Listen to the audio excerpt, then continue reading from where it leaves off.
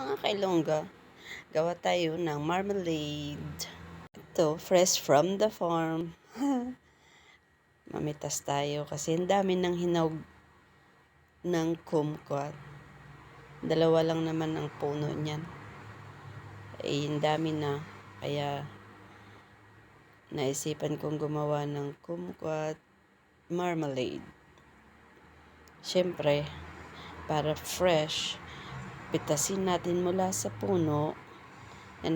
Binilisan ko na. Ang dami Siyempre, hugasan yan. Hiwain. Tapos mag-prepare ng sugar.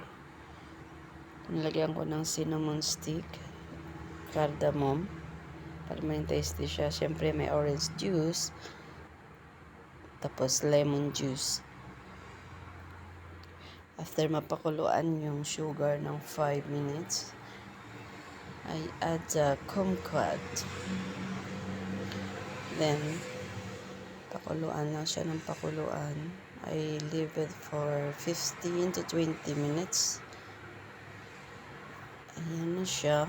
Check ko yan kasi para hindi siya masunog. Ang tawag dito it will not burn. Hinahalo-halo ko lang yan. Hanggang 15-20 minutes. It's ready na siya. I prepared already the jars. Pinakuluan ko sa tubig para syempre walang amoy.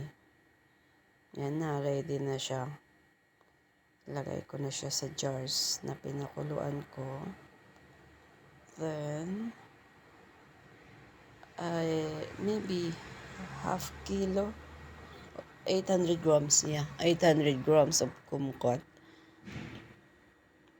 Ang na-produce ko dyan is 6 small jars and 1 big jar. Ayan na siya. Let it cool. Tapos, i-cover ko yan siya maya bago ilagay sa fridge. Ayan na siya, ready na. Siyempre, for the gift naman, lagyan ng tali-tali kuno, tapos label.